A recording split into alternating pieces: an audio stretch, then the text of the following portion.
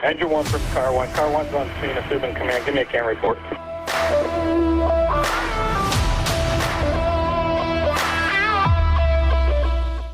What is going on, everybody? This is Mike Goldstein of the C.A.N report. Nozzle top, everybody. I have an amazing guest, man. The hits just keep on coming.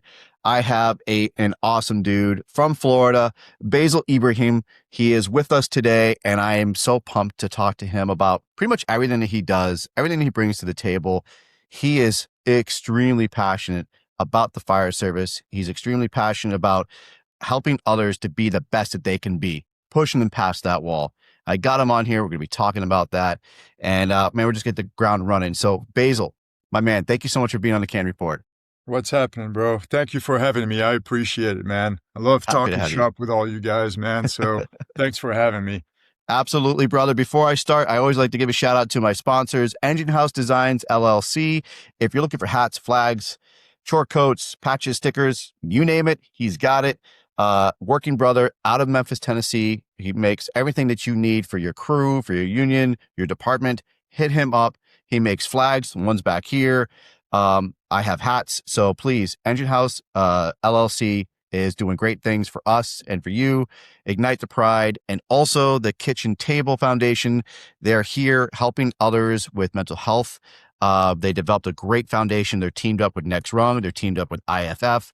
They're helping others with first responders, veterans, and military. So please hit them up as well. I'd love for them to understand that they're helping others by reaching to this whole group. So make sure you're actually checking them out. They got a great website. They also have swag on there as well. And it's a nonprofit organization built to help us. So check them out for sure. So with that being said, I'm just going to jump into it. So Basil, tell everybody who you are. I'm a fireman down in Central Florida. I been in the fire service for 21 years now, and I'm currently the company officer of Tower 1, downtown Orlando on C shift. I love the job, man. All of it, even engine work. I'm not good at it by any means, but I like it. It's actually the backbone of the fire service, right? Host company, but I'm gear, my passion is really more towards the truck side, RIT, survival. I'm a big data person. I like to look at facts, not just opinions, and really try things and train and see what we can make better, faster. And that's it, man, really, in a nutshell. Been in Orlando for the last 13, 14 years. Prior to that, I worked for Volusia County, which is a county over here by Daytona Beach, New Smyrna Beach. Did 9 years over there. I loved it, but I needed something a little more than the department could provide for me. So I went to Orlando, started over. And I absolutely love working over there. Love it, downtown. Awesome, man. Fantastic. And you originated, though, when you gave your introduction, when I met you at Dadgum, you're from the Ivory Coast? Yes. So originally I'm from the Ivory Coast, and it's a small country on the central west coast of Africa. So that's where I'm from, born, raised. Grew up over there, and I moved to the U.S. in 2002. After my country had a civil war over there, I came over to the state here, and man, at the time, I thought it was the end of the world, but honestly, it's in retrospect, it's the best thing that's ever happened to me. Coming over here, this country provides opportunities like nobody's business, man. It's just up to you to go out there and, grab them. Now do so legally, but, yeah, man. So I love it. So, we'll just hit on that actually, because you are an incredibly driven person. You are very dedicated to your work and to your mission. And I think that has a lot to do with what you just said. Like, America has offered so many opportunities. If you're out there, if you go out and get it, you work hard to get it, And that's you, man. I follow everything you do. And I love how driven you are about what you want out of life and what you want to get out of everything, whether it's a fire service or just enjoying life. I see you enjoying life with your kids. I see you do it with your wife. I see you just and with your crew. You guys are always having fun, but you were like in it to win it. Have you always had that drive? I've always had the drive. The drive's always been there. What I didn't have is the balance between work and personal fun. Uh, and that's something that is absolutely necessary. You gotta have a balance. And coming from me, a lot of people will tell you like, man, I can't believe this guy is saying that. He's a hypocrite and stuff. But no, and I'm not a hypocrite. I admit that I didn't used to be like that. I didn't understand the whole balance thing. Uh, but it's absolutely necessary. Absolutely. You got to balance. You got to have fun outside of the fire service in order to give your all to the fire service. Like I tell everybody all the time now, man, you give 110% when you're at work for the fire service, for the public, but you equally have to give the same to your family and most importantly to yourself outside of work. You give 110% to yourself when you're off, give 110% at work, man. But that's easier said than done. You have to actually work at that balance because the fire service is so infectious, man. It is. Positively and negatively. It depends what your mindset is. But either way, it's super infectious that it's almost extremely difficult to disconnect completely. I think I have like 4 friends that are not in the fire service. So my whole world, you know, revolves around the fire service. Like everybody, everything, you know? So it's very difficult to disconnect for me. It's But addicting. it is. It's addicting. But you can still have fun at work, which is absolutely necessary. If you don't have fun, what's the point of going to work? If you're miserable, you got to find something else to do. But at the same time, man, you cannot let the fire service be your sole identity because once you retire, they will find the next dude to just sit in your seat. And whether or not they are as good as you or not, it does not matter. Life goes on, man. And eventually, that's it, you know? So don't forget who you are, but don't let the fire service be your sole identity. That's what I tell people. And it's hard for me because I don't know anything else about that's all I've done my whole life, you know? Yeah. Obviously I've had side businesses and things like that, but you know, that's all I know. It's Fighting difficult. It's fires and difficult to let go, right? Yeah. I it's mean, like, super tough, man. because again, like you don't want to identify yourself as being Basil, Orlando Fire. And that's all, but right now, that's all the people really know you, especially from the outside. They know you as Basil, like hard charger, physically fit and like driven in the fire service. But outside of that, how do you carry yourself, right? Can you not talk about the job all the time? Because like, Right. honestly, people hate being at parties with firefighters because all we do is talk about work. All we do is talk about fires, right? Yeah, you're right. You're right, man. It's it's so difficult to difficult. separate. It's super, super difficult to separate, but it's a must. And also who you're associated with, your friends that aren't firemen, your wife, your family. It's important for them for you to explain to them if they don't already know, like how encapsulating the fire service is, man. And, by us being that way, always talking about the fire service being into the job on and off the clock, is not a bad thing. It's part of who we are, but we just got to make sure that it's not all that we are.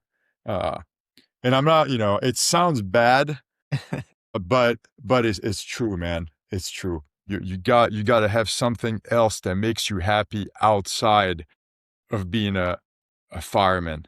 you know? Like you, I know, like you love water sports. You guys, you've got the water right next to you. You're doing a lot of that with your kids. You guys are utilizing your whole area to have fun.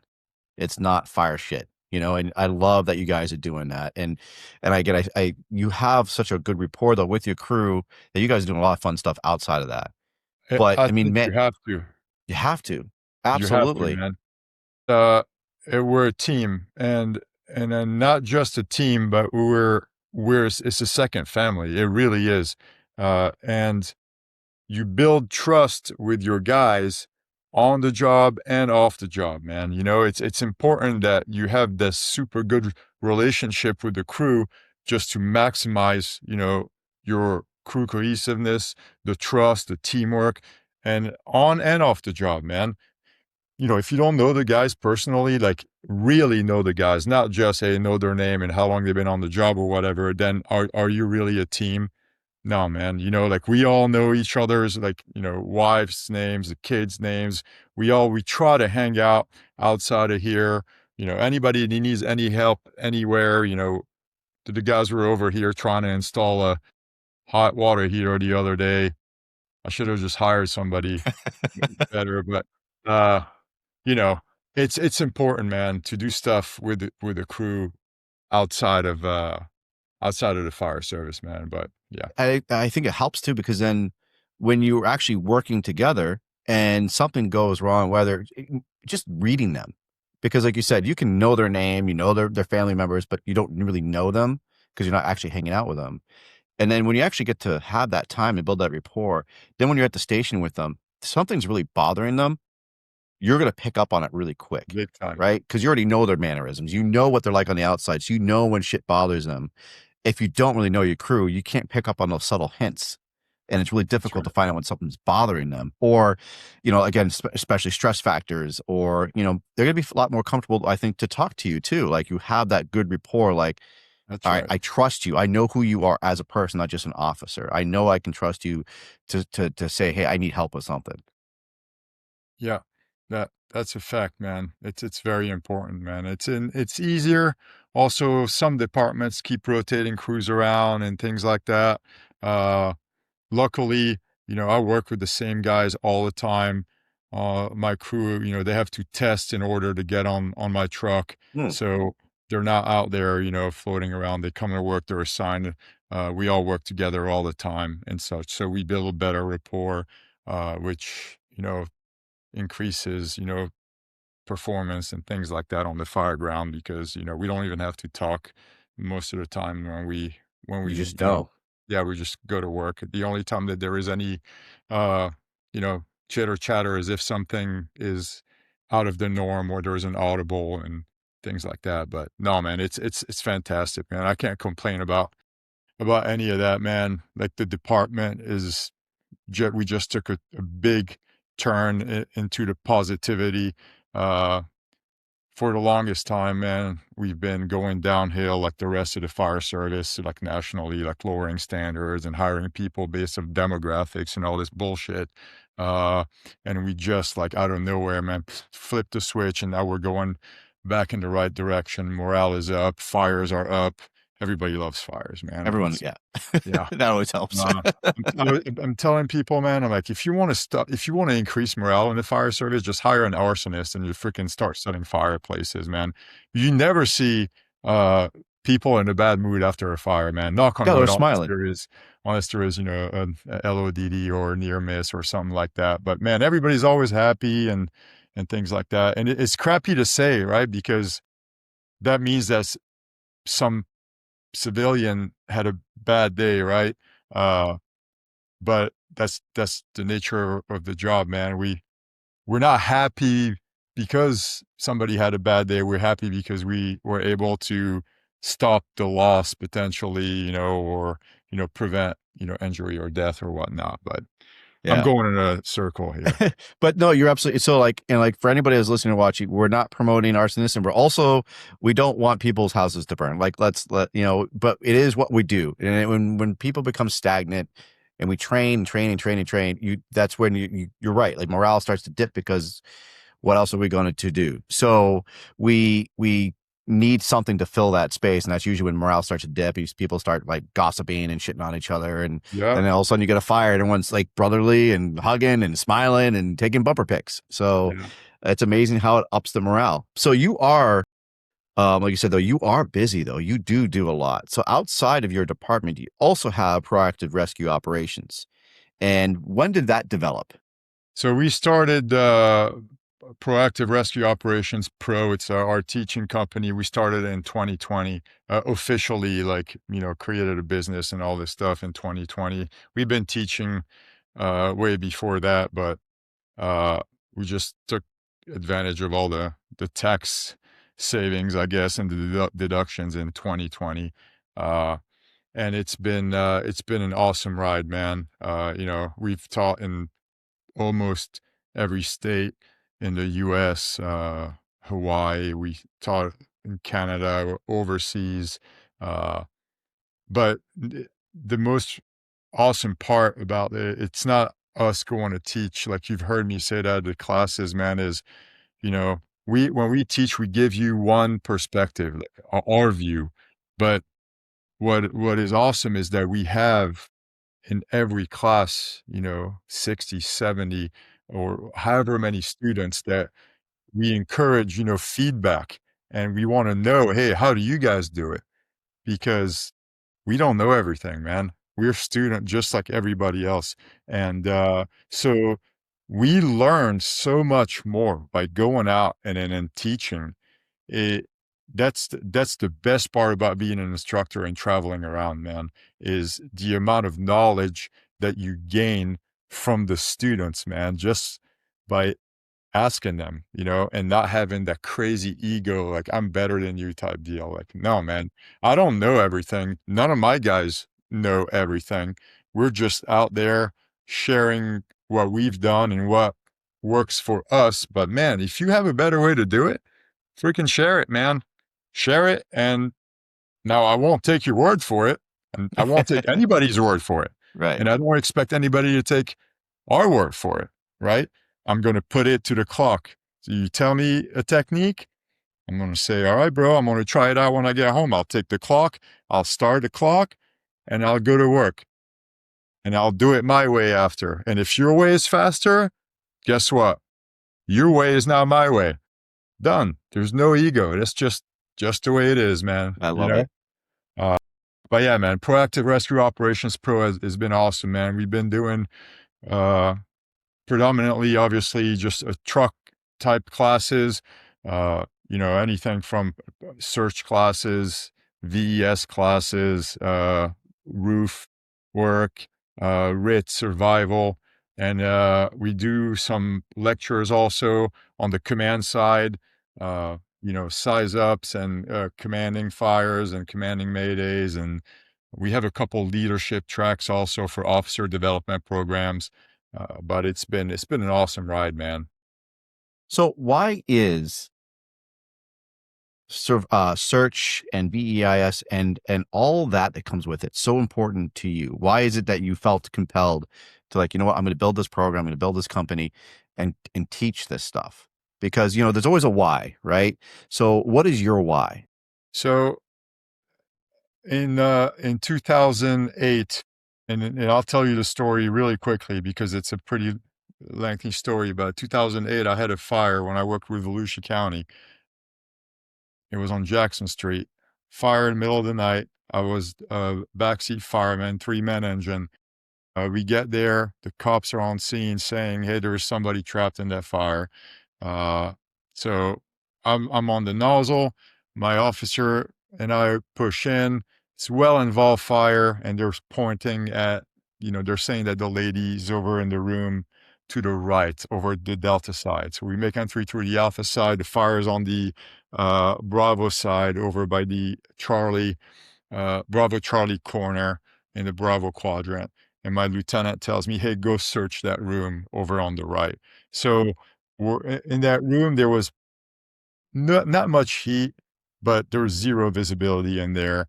So I walk in there and I search that room. I come back to the nozzle. I tell my lieutenant, hey, there's nobody in there. Search is negative. So we knock down the fire. We run out of water. We have to back out. That's how we used to do it back in the day, very few and far between hydrants, and the next to engine it was so far behind.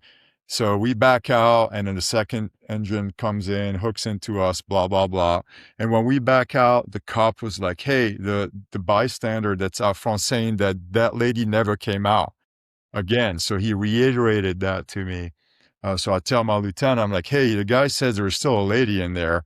So we go back in, search that room again. Long story short, that lady was in there. Okay. So whether or not I touched her, initially, I think I did. I mean, there's no way I didn't. That room wasn't that big. It was a bedroom, like a 10 by 10. And, I touched that lady for sure, but I never registered in my head that was a person, what I was touching, which is, part of my lecture that I talk about, that's a training scar, right? We don't ever train with live victims, right?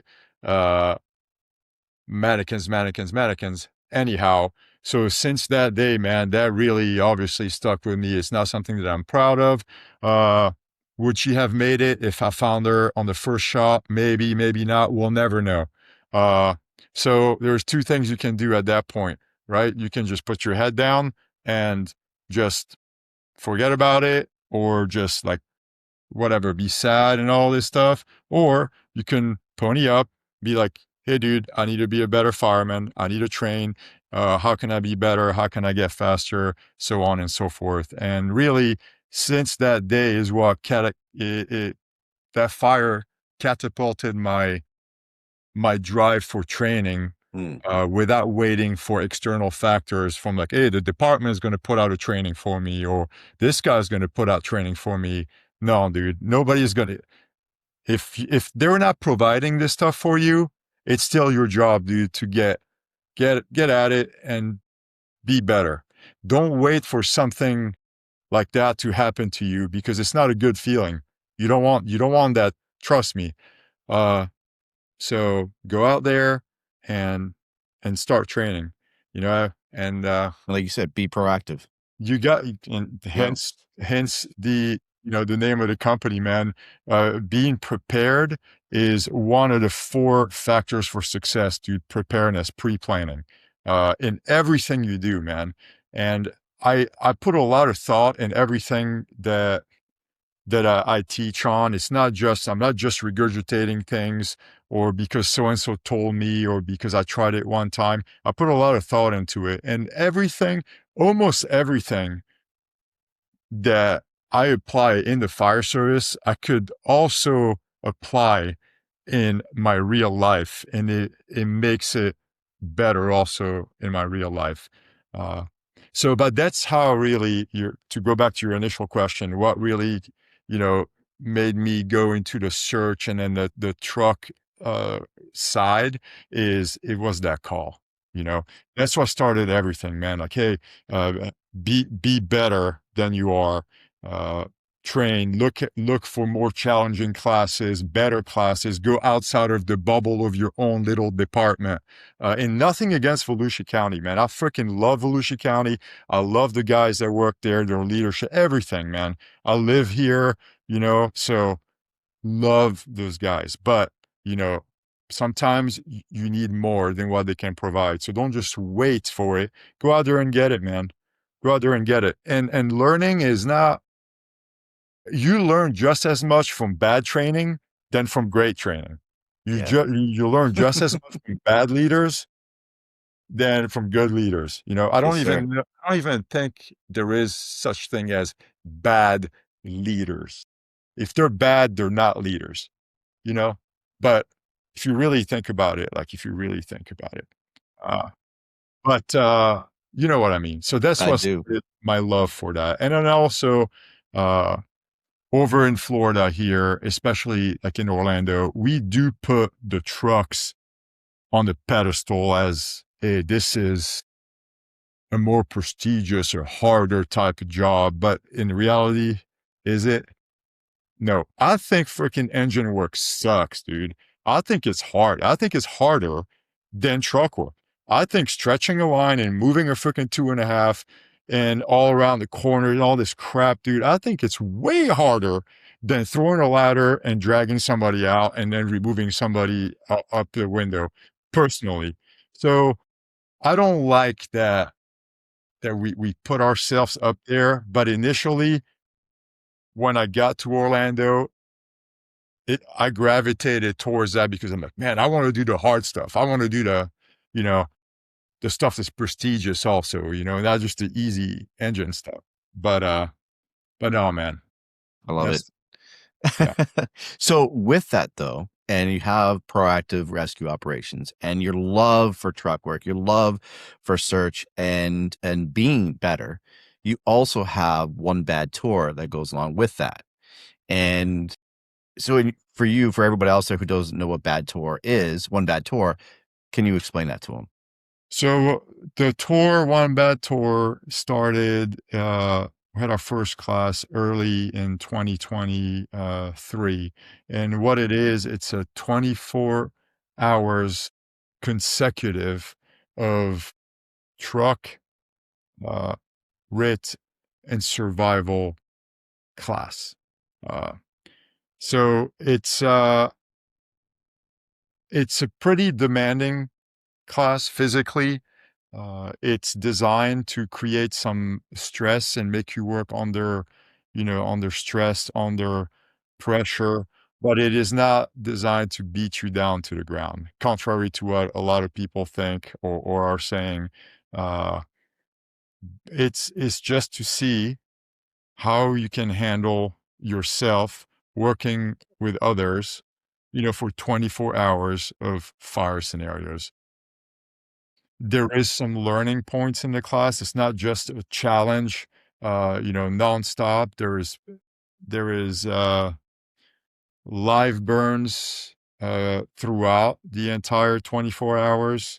There are PT sessions. So the tour, 24-hour consecutive truck survival and RIT work and scenarios under live fire, live heat, and stressors, essentially. We take 40 people, 40 students. We'll start the course, and usually we graduate about two-thirds of the class, maybe a little less. And today we released our all the guys that made the roster for OBT10. Just got the email today. We get on average 400 applicants per class. It's a very pay attention to detail type application and class, because Go into that real quick, because yeah. I know that when I see you post it, you're very, very specific. Follow the rules for the application process. If you do not do it right, you're out. Correct. Yes. We spit it out. So there is absolutely zero tricks in the entire class. No tricks, no games. I don't believe in tricking people or games. This is not the type of guy I am, or we don't believe in that stuff. Straightforward directions. If you can't follow simple directions in the comfort of your own home with visibility, AC, no stress, then how are you going to operate under pressure with time constraints, with high noise, high heat, no visibility, and a goal to achieve? You know what I mean? Plus, it was an easy way also for us to weed through the applicants, because it's a nightmare to select 40 people out of 400, 500 applications, man. So yeah, man, I mean, I'm not going to tell you some of the stuff that they do, that I kicked their application out, but just read the question, man. There's no tricks. Like, there is fill one out next time, and then call me and said, hey, did I mess it up or did I not? And I'll tell you. I'm like, nope, it's straightforward. Like, it's, what's your name? Where are you from? How long have you been on the job? Like straight, what's your email? Put your cell phone number, like super easy things, and people still mess it up. Now, even if they did everything right, how do they, because you also made it pretty clear too, you're not always going to get selected the first time around. Correct. There might be a couple of cycles before you actually get. So now, honestly, it's very rare that you're going to get selected on the first time at this point. I'm not going to say never, because we just selected 2 people on this last go around that were first timers. Okay. So we have a matrix point system that we assign per question. And then the last question is essentially, why do you want to take this class? Just simply, why? And you can tell when people are bullshitting you. And you can tell also when people are like genuine, based on all of the application process. And then we have a committee, and we review all this stuff, and then we pick based on that. But if I can say anything, is just be persistent, and just, if you put in, you don't get in, don't just give up, man. Put in again. It's a difficult process. We run 3 to 4 classes a year. So, I mean, we'll get to you. We'll get to you. Just, keep putting in. But also, it's difficult because some people, they do the application great, and then they show up and they're not prepared, man. They're not prepared. And then, they leave within, 6 minutes of the thing starting, and we're like, what are you doing? Now, Can you see it? Can you sorry? can you see it? Like when you see some of them walk in? Bro, one thing that this class taught me, and that the smoke diver programs taught me, is that you can never judge a person by the way they look. Awesome. You can never do that, man. Because I used to do that. And bro, I would be, if I bet on all the people that I thought were going to leave based on what they look, or they thought they were going to crush it based on what they look, I would live on the street right now. I'd be on the street. So you can never do that, man. You got people that are out there yapping their mouth all the time on social media and things like that, and they come up and they are absolutely freaking worthless. And you got guys that they look fat. They are fat. I'm not going to say they look fat. If you look fat, you're fat. It's simple. Okay? They're fat, and you're like, dude, what is this guy or this girl doing here? And then next thing you know, they're still here right before the final scenario. Holy crap, man. The last class, man, we had a chick in there from Rivera Beach Fire Department. Okay. This pencil right here is bigger than she is. Bigger than she is. All right. And she freaking crushed it, dude. Awesome. So it has nothing to do with your gender or, your age. Now, age does play a factor, but it's still, to a degree, it's a number. It has nothing to do with all that, man. Are you into it for the right reason? Are you prepared? And that's it, man. So I don't judge. How bad you want it? How bad do you want it, man? Can you push past that wall? Yeah. And like, for instance, that girl, she failed out 4 classes ago, and she's back, and she made it. So how bad do you want it? It's not going to give you a promotion. You're not going to get a raise out of this. You're not going to make more money. It's not, you get a little certificate of attendance, a coin, a patch, and a t-shirt, man. So it's not like it's not going to bring extra value or glory, but what is it worth to you? Do you want to see how far you can push yourself? Do you want to see how you're going to react in those stressful situations? That's the class for you, And I love what you said earlier, is that this is not made to tear you down and destroy you. It is made to honestly, to overcome some of these obstacles. I think for me, the way I look at it is like, how far can I go? Where am I going to break? And can I continue on? Yes. Because we like we always say, if you're going to quit on the training ground, you're going to quit in the real world. Yes. And what you're doing there is to show you can do it if you push yourself enough. And then, man, when you're going to be you're going to be a force to reckon with in the real world once you know you could push past it, especially with your program.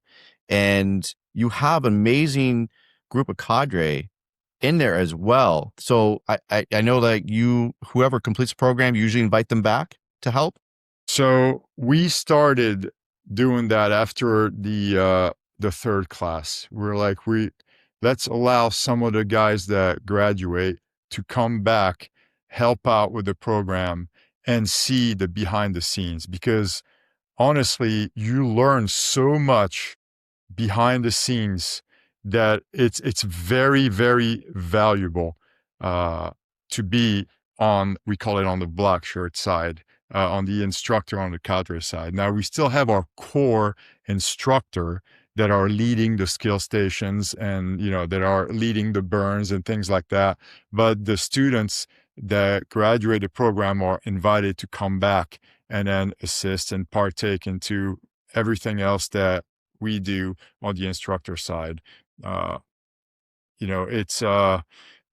It's made a huge difference in how fluid the class runs. The first time we ran the class, well, we did a pilot program at first. So we designed the curriculum. I had the curriculum in the timeline, and I'm like, okay, all right. I gave it to the guys, and I'm like, okay, you're going to put 6 of us through it. And okay, so they started, and then I rapidly regretted the freaking curriculum really quickly. I'm like, guys, this is not sustainable. It looks good on paper, but it's not sustainable for that 24 hours. So we finished it. We did the whole thing, but it was not good. So we tweaked it. We actually, decreased the intensity on a lot of things. And then we ran it back. So after the first 3 classes that we ran, we were dead on the instructor side. There was 12 of us on the instructor side, because we ran the pilot program twice, one with the original and then the updated version of the curriculum. So we had 12 people that were the initial instructors, and dude, from going from burn to burn to burn to burn and back to PT, because one thing that we strive in all the cadre that come back, that we tell them, our mindset and our mentality is lead by example, treat people the way you want to be treated. It's simple. If the students are in gear, we're in gear. If the students are doing PT, we're doing PT. So every class, it's like we're doing the class again, but obviously there is a lot more of us, and we're not doing every single thing like the students are. But we were getting our asses whooped, man. I mean, it was to the point where we're like, I don't know if we can do this class more than like once a year. And the demand for it was absolutely crazy. I never imagined, honestly, that this would really take off like that. This was just an idea. We were just shooting the shit like, hey. It's honestly blowing up. And that's one of the reasons why I wanted to get you on here, is so people can understand what it is. And because people are very curious. I want them to hear from the horse's mouth about what the program is, and that, because there's as something starts to get popular and people don't really take these classes, then they start, there's the hearsay. And, like you said, like, as contrary to what people think, we're not here to tear you down and destroy you. And I've heard, because I have a friend that took it, and he didn't make it, and he failed out within like the first 30 minutes. But what the response that he told me was, they were so uplifting. And they're like, you tell anyone who fails out, you're like, you're not failures. Yes, you didn't pass the program, but you didn't fail, because you did way more to prepare to get here. And then you got here, and you did a lot more than what most people couldn't do or wouldn't do. And you build them up, even though they didn't make it. You've just built them up, because you, like I've heard, like, you take them to the side and go, you all can walk out of here with your heads held high. Yeah. I mean, we really take this program seriously. We don't want people coming to take it and then leaving feeling like shit, man. Like, honestly, you're not you're not in a learning position in your head if you're completely down. You got to leave with a little bit of hope in there. So if you fail and you suck, which some do and did, but what we as instructor have to really think about when that happens is that these guys or these girls that fail out on this program, they're still the 1%ers out there, man. Like, just to put themselves out there and in a class like this. So we need to, capitalize on their initial attitude and give him the option like, hey, now is a turning point. You're at a fork. Okay. Unfortunately, you're not moving on, but what are you going to do about it? What are you going to do about it? Okay. Are you going to pick your head up and then work towards getting better or figure out what was wrong and come back and finish it? Or you're going to put your head down and just feel sorry for yourself and nobody's going to care. Either way, you need to do this stuff for you, not for other people. Okay. But no, we take this seriously. We do exit interviews and, we've offered, like, guys were flying out from all over the country. They had, flights the next day and they fail out within, an hour or so. They have nowhere to go. Dude, they're staying at our Airbnbs that we rent. That's awesome. So it's like, the people that come take this class, man, we want what's best for them. And it's really not a crazy class as far as advanced technique and stuff. No, dude, like, it's very basic. I tell everybody, I'm like, you shouldn't be learning anything new in this class. It should all be a review. And I say should, but, it's not crazy. It's just fireman stuff, man. Forcing doors, throwing ladders, doing searches, VES, RIT stuff.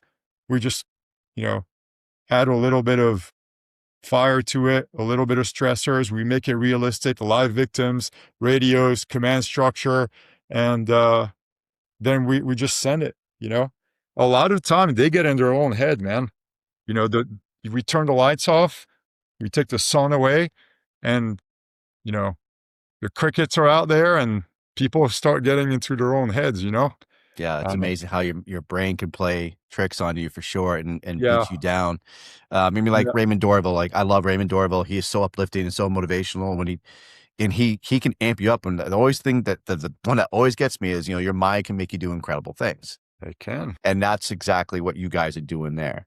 And so you also have at FDIC, you have a RIT class that you do at FDIC.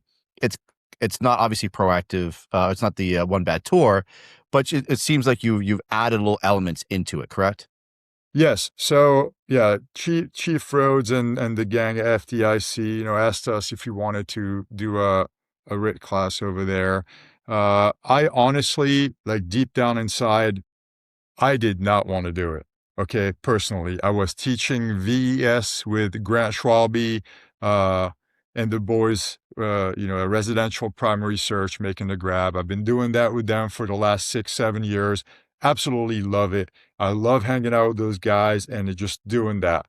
FDIC was the only conference in the entire country that I would go there as just an adjunct instructor, where I didn't have to be a lead and worry about logistics and, like, all the travel and all this other stuff. Grant would take care of all that. He's like, hey, show up on this day. You're doing and I'm like, perfect. I was also worried about the FDIC format with having, so many students from all over the country with different levels, and, doing a live fire class and being able to provide a good class and good amount of reps for the students. I was really worried about that, man, on the instructor side. But I thought about it and I talked to Grant and I talked to a few other people that, I really respect. And they're like, they pretty much told me to shut up and do what I tell people to do. And I'm like, well, what do you mean? He says, you always tell people to get out of your comfort zone and you're staying in yours.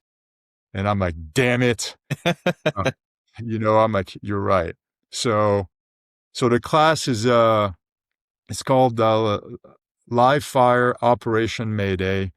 And essentially, it's a RIT class with live fire, and we incorporate all the outside truck skills that goes into being a proactive RIT team, and then we combine it with live fire scenarios. Obviously, it's many scenarios. We cannot do very elaborate scenarios, but it's just, hey, you got your team, boom, go in your dispatch, troubleshoot, find a victim, figure out what the problem is, fix it, figure out how to get out, do it again.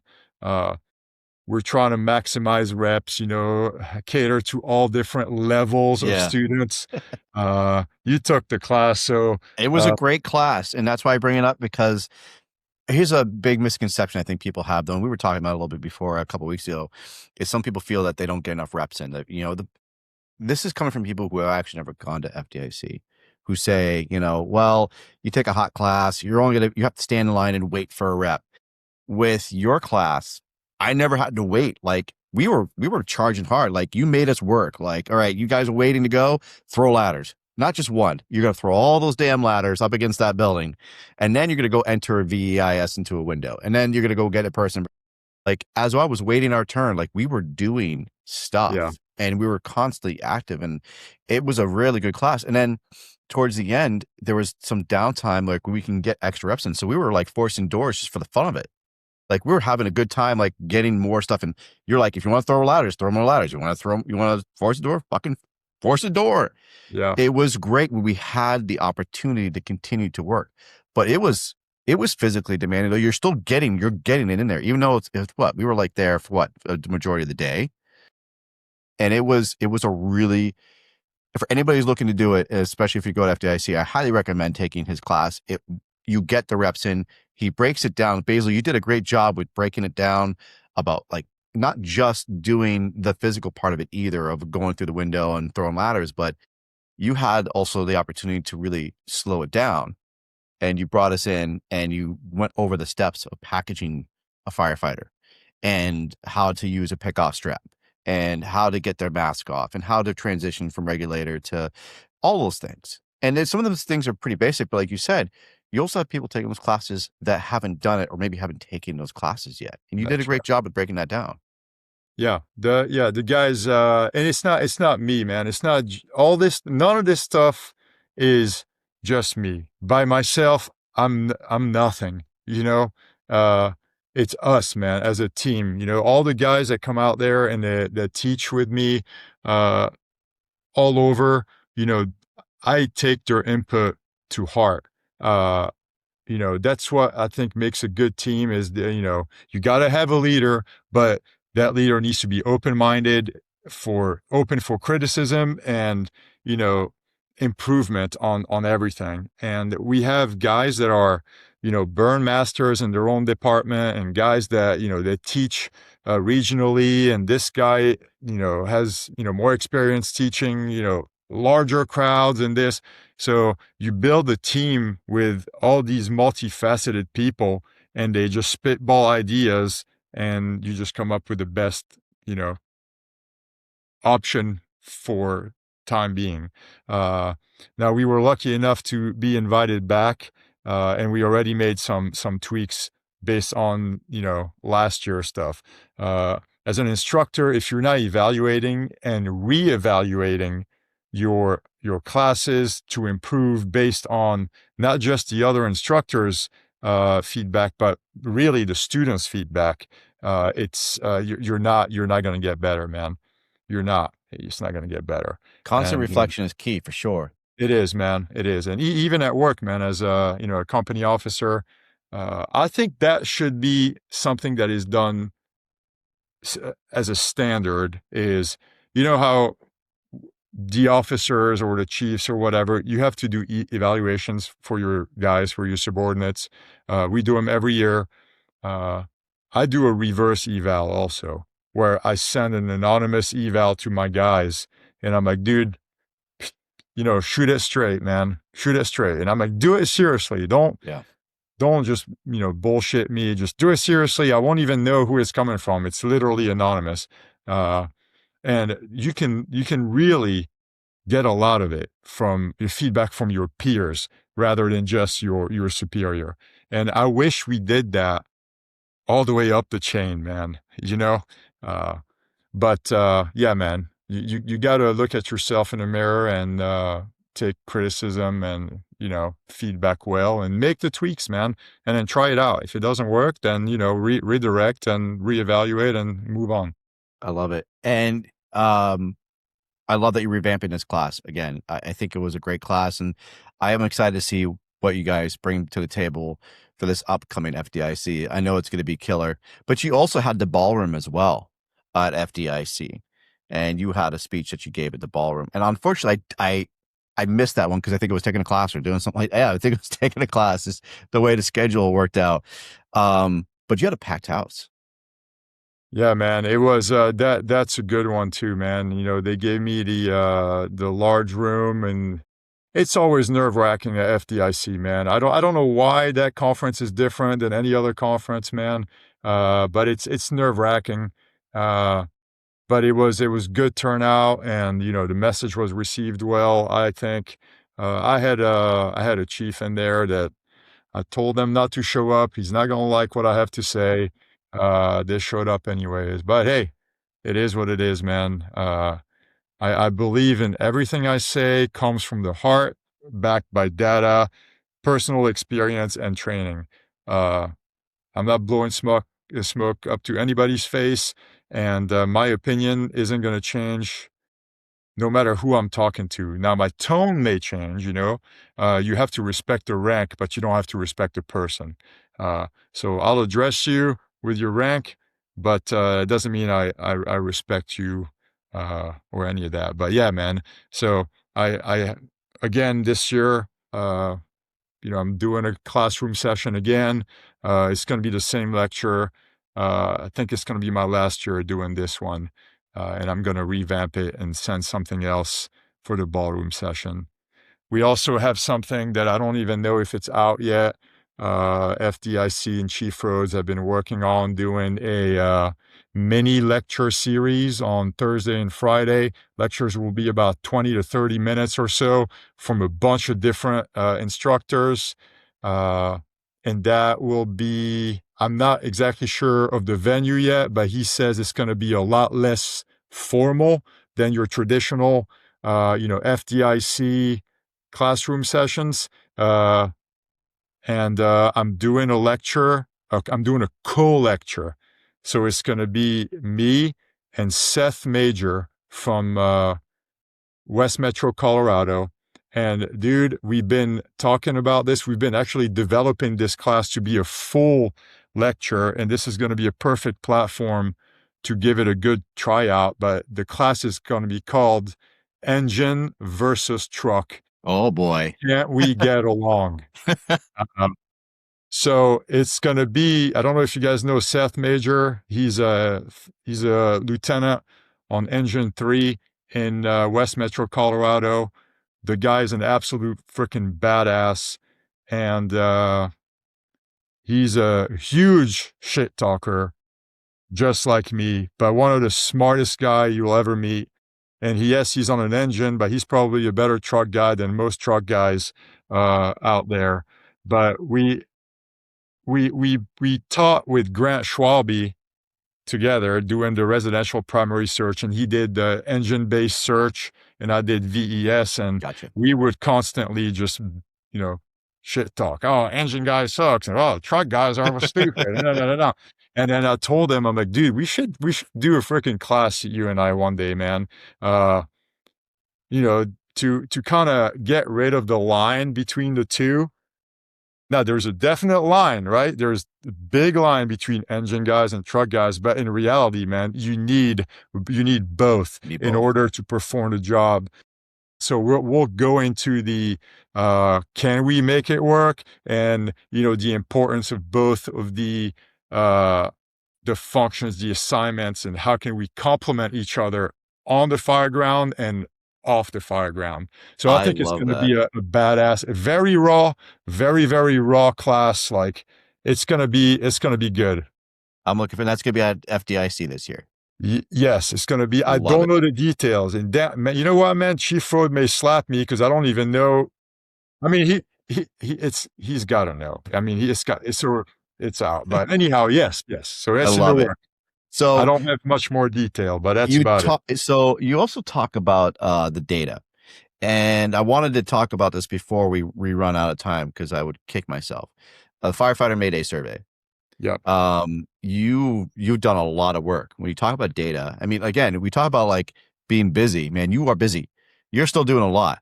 And you spent a lot of time, and not just you, there's a whole bunch of people who work together to help this come to fruition. So why did you take on this topic? So we took it over, man, because since Don Abbott's passing, Project Mayday was gone. The website was done. There was no more data being populated out there.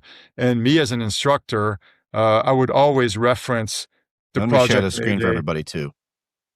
What's that? I'm just going to share the screen so everybody can see it. Oh yeah, awesome. Yeah. So we would, I would go to Project Mayday's website to reference data, to validate some tactics and some strategies and all. And now it's gone. So I waited, I'm like, okay, a year and a half. I'm like, well, it's still gone. Like, who's going to do this? So, I called up, you can go on the team and it'll tell you all the people that are there. If you scroll down, you'll see all the guys that are on there. I called up all these guys and I'm like, hey, are you interested in, picking this up and mimicking the firefighter rescue surveys idea and doing it, for the Mayday survey? And they were all on board, man. There's Seth Major. Yep, yeah, Seth is on there. It's been, it's been very, very time consuming. I've learned a lot through the process, a lot, because I'm a fireman. I'm not like this smart dude that's, computer savvy and all this stuff, man. And that's why we got people like Dr. Lindsay Judah on the team and Chief Eddie Griffin. Those guys are savants. But long story short, we came up with a website and started collecting data and trying to get the word out there. Obviously, communicating with the whole team at the Firefighter Rescue Survey, Brian Brush, Lick Nadine, and all those guys, and talk to their data collection software people, Katie, and all those guys. And, they're like, we're backing you 100%. It's all nonprofit. We don't make a penny off of any of this. It actually is costing us money just to run this stuff in time. And we just released, I think in September it was the first report. We're going to try to release it annually for the fire service to use and do whatever they want with it. It's objective data. It's not skewed by any, sponsors or anything like that. So it's just raw data, man. It's out there. We do a lot of work, validating and, cross-examining all this stuff, but we just populate the raw data for people, review. So if you're involved in a line of duty death or near miss, any potential injury or anything that's happened for structure fires, whether it's in a training setting or real life setting, dude, it takes literally 15 minutes to fill this survey out. You can do it from your phone. You can do it from a computer. Fill it out. And at the end, we always ask, you want it to be anonymous. It can be. All we ask for is, the date and the address so we can validate the stuff that you're telling us. Because believe it or not, we've had people try to sabotage us already, sending, bogus things out there. And then when I call them, because they leave their phone number, sometimes I would call them like, hey, I need to get some information more on here. And they're like, oh, no, we just send that one in as a bait to see if this was real or whatever. I'm like, come on, dude, oh, you're literally wasting my time. But again, it's not, I don't fault those people for doing that. They want to make sure maybe we're putting out like accurate Yeah. information, because this potentially, just like firefighter rescue survey, could change the way you operate, Yes, sir. or really should change the way you operate. If your tactics and your SOPs don't reflect what works based on data, maybe you need to reevaluate. I Now, I was know actually there's, surprised when you guys released that.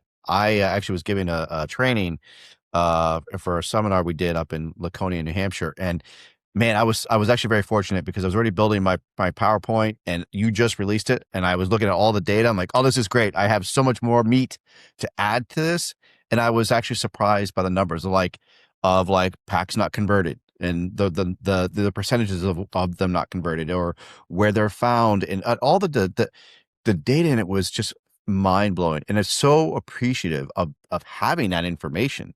And I mean, I was on pins and needles waiting for that information. I think I actually messaged you like, when's this coming out? I want it. And when it came out, I was just blown away. So I was like so excited to present that to people. And that's what's great too, is that, for anybody's out there looking to teach, and if you have really good information, you do your homework. I'm going to get a little tangent here. Just because you don't go to 50 fires in 2 months doesn't mean you aren't educated in something.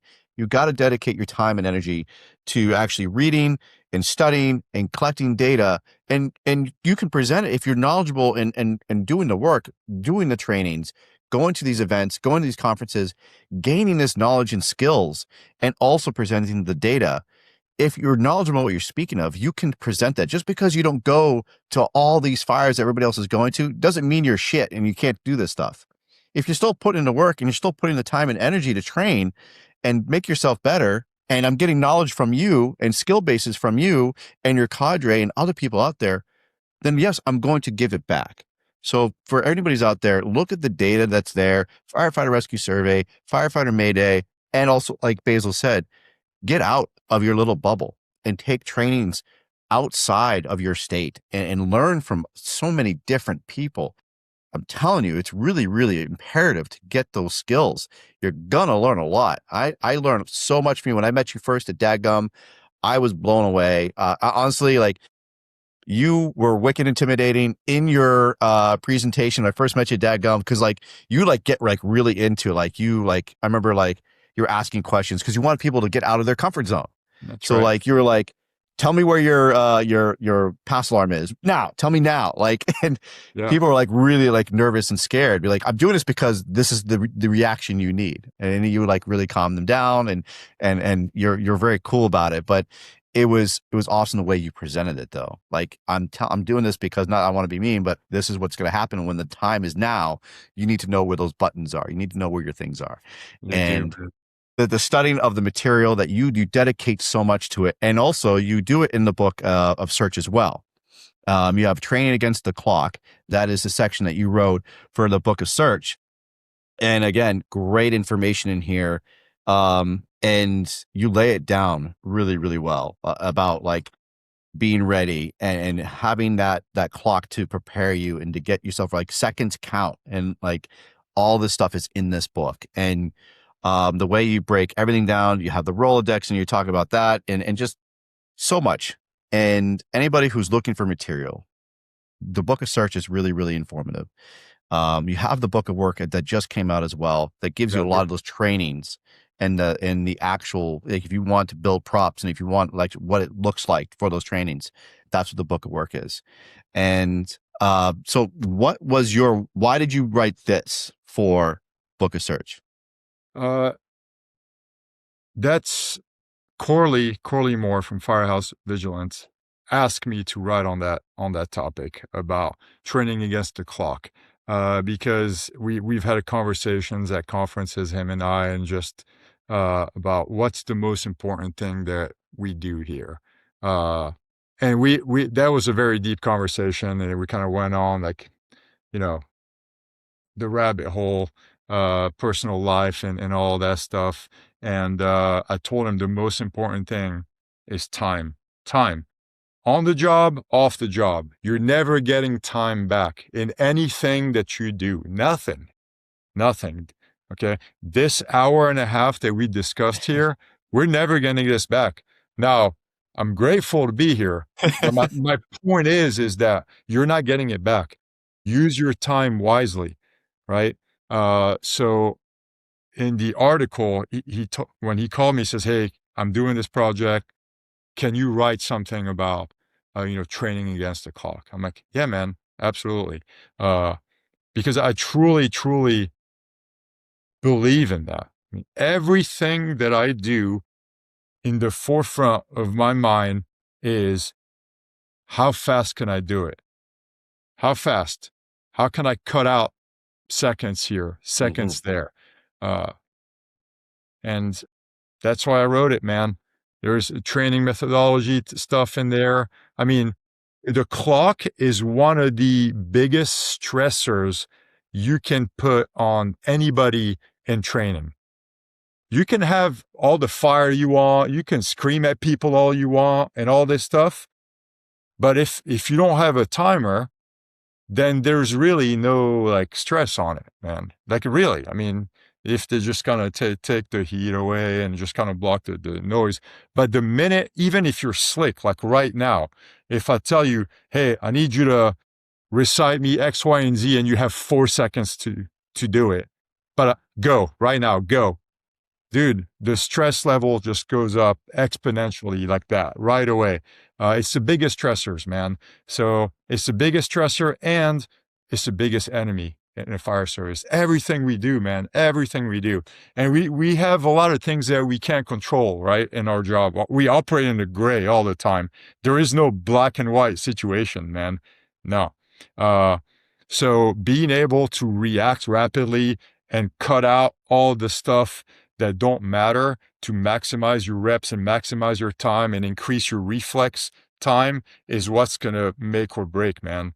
Like just last month, at work, we rolled up, we were going to an EMS call, and then one of my firemen saw smoke, like a couple blocks behind us. And he's like, "Hey, Lou, I think there's a lot of smoke behind us." And I'm like, "What kind of smoke is it?" He says, "It's pumping," and he's getting excited. He's getting dressed. I'm like, "Relax, dude." I tell the driver, "Stop." And I look back. I'm like, "Oh shit, dude. Like this is more than like your little whatever it is." I'm like, "This is at least a good car fire or it's something burning." So obviously we didn't go to the medical call. We just whipped around, and literally, I mean, that not even a block, man, but we made the corner and there it was, like working fire, people on the street waving you down. So we weren't dressed. We didn't have time, I mean, to do anything. And now you're behind the 8 ball and you add all those stressors, like people were like opening the truck door. They were yanking at me to pull me out. Like I got dressed. I forgot my hood. That's something that I never do. I always wear my hood on fires, man. And, if you're not used to operate under stressful situation that's on the clock, it would have been way worse than what it was for us on that call, man. Way worse for all of us. And luckily, that call went, fantastic, man. We were able to make a grab out of this. And we didn't even talk to each other. Like the guys, man, I'm so freaking proud of them, man. Like they crushed it, man. Crushed it, dude. Like freaking boom. Everybody was like, in retrospect, obviously I didn't have time to realize what the heck was going on right away. There was too much stuff going on. But in like thinking back, it's like, holy crap, dude. I'm so freaking proud of you guys. But it's not because they just woke up being freaking good firemen. It's the literally years of doing gear drills, burning bottles every day, masking up drills, and freaking moving fast and moving with a purpose. Everything you do, every movement is purposeful. Why are you opening the sock compartment first? Why are you, hooking your can this way or holding your irons this way or that way or whatever, right? Yeah. Everything has a purpose, which translates into saving seconds at the end of the day. And that dude that we pulled out, man, he didn't have seconds, man. Like, we showed up, he was conscious. By the time we cut the door and freaking went him to grab him, he was unconscious. And we're talking like 30 seconds. You know, in our head, it feels like it's, hours, but it's not. You go back and you look at the timestamp on the dispatch stuff. It's like, holy crap, dude, that's all, you know? But that's what I'm saying, man. Those seconds, man, they don't belong to us. So let's try to maximize it by training against the clock. But yeah, man, in a nutshell, I'm going off a tangent here. That's okay, man. That's why I wanted to stop, because that story is amazing. I was reading about it, and I'm actually glad you brought it up, because I completely forgot about that. I remember seeing it on social media. I remember you posting about it, and I think that is so impressive, that what you guys did in the amount of time. Like you said, it comes down to training, comes down to knowing your crew. Yeah, but if you really think about it, it's not. It shouldn't be. It shouldn't be this amazing thing. It should be the norm. I mean, that's our job, man. You know what I mean? That's our job. We didn't do anything different than, it wasn't anything heroic, or it wasn't like, oh my gosh, man, this guy jumped off the roof, Kevin Shea stuff. No, man. It was just a house fire in the ghetto. We go to them all the time, a couple times a month. And this one was just like, hey, hello, there's a fire. Go to work right now and let's make it happen. And there was somebody trapped in there. So you don't know when it's going to be your time, man. So you better be freaking ready, dude. The bill for regret is not good, man.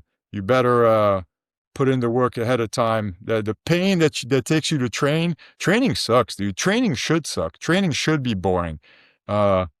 You want training to become boring. That means that you reach that level of, okay, man, this is boring. I've done it before. But you mentioned something earlier in the conversation. You said something about being stagnant. Dude, that is the biggest crock of shit ever. And the fire service keeps saying that, oh, you become stagnant. There is no freaking stagnancy. That does not exist, man. In anything. You either make progress or you lose progress. If you stop training, you're not being stagnant. You're regressing. So you either make progress or you lose progress, bro. The stagnant state is just a false sense of security, man. And we're good at that. We love being in that. Oh yeah, man, we feel safe. Yeah, man, and I've done this before, so I'm staying there. Yeah. No, man. Like, all of us, including me and all the guys, if you're not making progress, you're losing it, dude. So you got to constantly keep training, man, and working. If you're not making progress, you're losing. I love that, dude. That is fantastic, man. What a great conversation. I could talk to you for like another hour. About everything that you do. I absolutely love what you're doing. I love the dedication. I love the passion, and I really do love the class that you had at FDIC as well. I love that you're revamping it and like fine tuning it again. I always brag about the when we did it. It was my captain Will Tallheimer and I were teamed up with some dudes from New York. They've never done this. They were like kind of nervous. I'm like, we got it, guys. And we weren't ready for you to lead us in. And you're like, you're amping this up. Like, come on, let's go. You guys, you ready? You're excited? Like, shit, yeah. All right, man. We got Basil leading us in. Let's fucking do this. And when you did your thing, man, like, I was like, holy crap, he's gonna be the victim. Shit. But what was great is like we already had something in our mind set up, and like Will and I work really well together, and bringing you up the stairs with that technique of me using my waist belt, it was awesome. And your reaction, and that was what made it even better, was when you asked me, did you actually physically like carry me up with your arms? Like, no, dude, I used my waist strap, and you were so amped for that. That's what I'm fucking talking about. And I was on cloud nine for that, to be honest with you, because like, you know what, I taught that and it so many times, but I was taught it as well, and I finally got to use it in live fire conditions, and I nailed it. And I was so happy that I nailed it, but I was so happy it was with you, and you were the victim, and I dragged your ass up the stairs and out of the building, and it was like, again, that was the highlight of my experience, and I was so happy that I could be a part of it, and we can get that training in, and the shit worked. you know? So I when people say it doesn't work, it fucking works. So like, get It your training in. If it didn't work, I wouldn't let you do it on me as the victim in that live fire basement evolution. Yeah. So, yeah, no, man, That was you good. guys And did you a made good us work job. for it too. You were not taking it easy. You made us work for it. Yeah, no, I mean, I'm not gonna. Why would I do that? You're there to have realistic training. Now, I'm not going overboard and making it like super unrealistic. No, but it's going to be realistic, man. That's what we need to train. We need to start including a lot more realism in training, man. But we have to set expectations ahead of time and do a crawl, walk, run type of approach. Make sure that we're ready for that running, and then just send it, man, in training, man. Train. My buddy, Bobby Gonzalez, Gonzo, he's not a fireman. He works for Miko. Uh, they sell fire stuff, fire gear, and Lion and all this stuff. One of my biggest friends and mentor, he told me one day, he goes, choose when to win. Choose when to be a winner. And I'm like, I'm thinking about it. He was talking about some sales pitch he had to do for a company and things like that. And I'm like, dude, you can apply that in the fire service, man. Choose when to be a winner, right? Win on the fire ground, fail in training. If you want to be a loser in training. Try things, man. Try different things. See what works, see what doesn't work, right? Training is controlled failure. On the fire ground, you want to be a winner, man. So choose when to win. Choose when to be a winner. There it is. Mic drop right there. Freaking love it, man. Fantastic. So if anybody is looking to get a hold of Basil, he has his website here. I'm going to show it up here on the screen for people to see it. Let's get that there. There we go. We have One Bad Tour. I'll give you to the homepage. There it is. Proactive Rescue Operations. They have their courses on here. You have your One Bad Tour application. And then anything else you're looking for, they have the swag shop, and actually it's being updated. Yeah, and we're putting new stuff on there. Love it. So then you have your courses, your lectures. So if anybody's curious about what he's got going on, you have your website, and anywhere else they can find you, sir.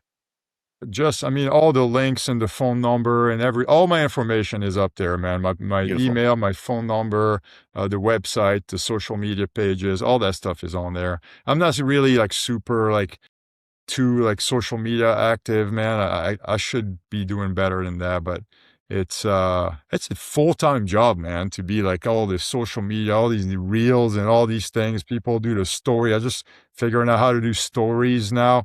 Yeah, man. It's no joke. It's necessary, man. There's a lot of cool things out there, man. I've always said is a double-edged sword, dude. It is. You can use social media for good, but it's also really, really bad too. But like, it is a full-time job. It is taking a lot of work to figure out the ins and outs of it. Man, I reach out to Preston Lyons all the time. Like today, I'm like, because I'm 40, almost 47. So there's things I still don't know how to use. I'm like, how do you make this bigger for Instagram? Like, how does it not look like I'm a boomer? So he had to show me how to do that. That's awesome. Yeah, it's fun though. But social media could definitely be good and bad. But man, I love what you're doing. So you're going to be at FDIC. You got your One Bad Tour that you're getting that geared up again. And you've got the Firefighter Mayday survey. So please, people, check that out. Check out what Basil's doing. Amazing things. Check out Book the Search, Book of Work, all of it. Like, it's great information. And get outside that bubble and train. Basil, thank you so much for spending your time with me. Thanks for having me, man. I appreciate it. I wouldn't miss it. I love talking shop, man, and you're doing good, bro. Keep doing what you're doing, man, and spreading the good message out there. And that's it, bro. Let's make the fire service better. Yes, sir. Together, you're like eating an elephant, right? One bite at a time. That's it. Yes, sir. All right. Well, you all take care. Stay safe. We'll do it together. I'm waiting. Mazel tov. Mazel tov. There it is. Engine House Designs, igniting the pride. The Kitchen Table Foundation. Building a partnership. Happy to announce that they're working together. Engine House Designs is going to be working with the Kitchen Table Foundation, helping them to make their product. They're going to be making hats, stickers, patches, you name it, they're going to have it. Engine House Design, igniting the pride with the Kitchen Table Foundation. Their mission, the Kitchen Table Foundation, exists to strengthen the brotherhood and sisterhood of the fire service, law enforcement, and EMS. They provide a place for first responders to gather, break bread, and find connections through camaraderie, shared experience, and support. Rooted in tradition, built on trust, and driven by service. They aim to uphold the mental and emotional well-being of those who run toward the call. Love to see it. So make sure you are checking out Engine House Designs. They are igniting the pride with the Kitchen Table Foundation. You all stay safe. Take care. Now's the time.